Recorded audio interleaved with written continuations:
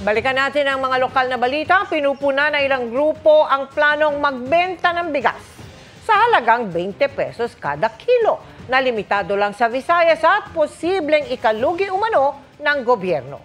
Sinagot niya ng Malacanang, pati ang naunang pagkwestiyon ni Vice President Sara Duterte sa programa. Nakatutok si Bernadette Reyes.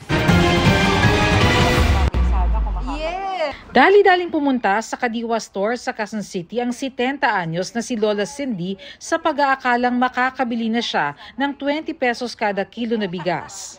Tumatakbo pa ako kasi sabi ko habulin ko. Pagdating nyo? Wala pala. Inanunsyo kahapon ng Department of Agriculture na sisimula ng P20 program sa ilang pilot areas muna sa Visayas sa susunod na linggo pa. Tinatayang aabot sa 3.5 billion hanggang 4.5 billion pesos ang iluluwal na subsidiya ng gobyerno at piling lokal na pamahalaan para sa programa. Para kasi maibenta sa halagang 20 pesos ang bigas, pupunan ng gobyerno ang diferensya sa presyo. Maganda naman daw ang layunin ng programa ayon sa Federation of Free Farmers Cooperative para maibenta ang stocks ng bigas sa mga warehouse ng NFA na nanganganib babulok. Pero malaking lugi raw ito sa pamahalaan kaya mungkahin nila. Hindi kaya better used ito or at least malaking bahagi nito, itong subsidy nito, para palakasin po yung productivity ng ating mga rice farmers. Puna naman ang consumer group na Bantay Bigas, bakit sa Visayas na mayaman sa boto unang inilulunsad ang programa, samantalang lahat naman daw naghahanap ng murang bigas.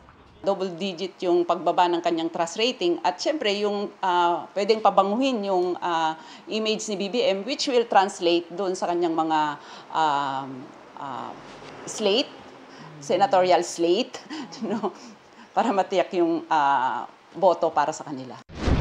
Sa mga Kadiwa Store sa Metro Manila, kagaya nito, 29 pesos kada kilo ang pinakamurang bigas na mabibili. Pero para lamang ito sa mga piling sektor, kagaya na lamang ng mga senior citizens, PWDs, mga miyembro ng 4Ps at mga solo parents.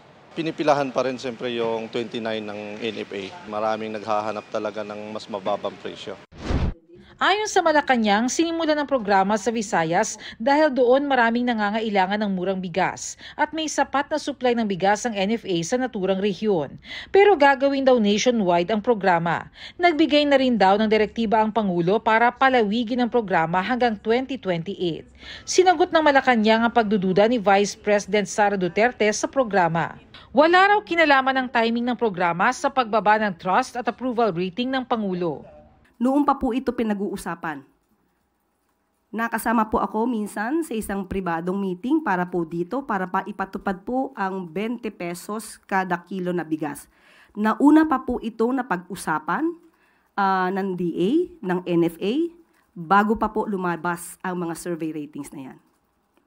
Huwag sanang pairalin ang crab mentality at huwag maging anay sa lipunan. Para sa GMA Integrated News, Bernadette Reyes, nakatutok 24 oras.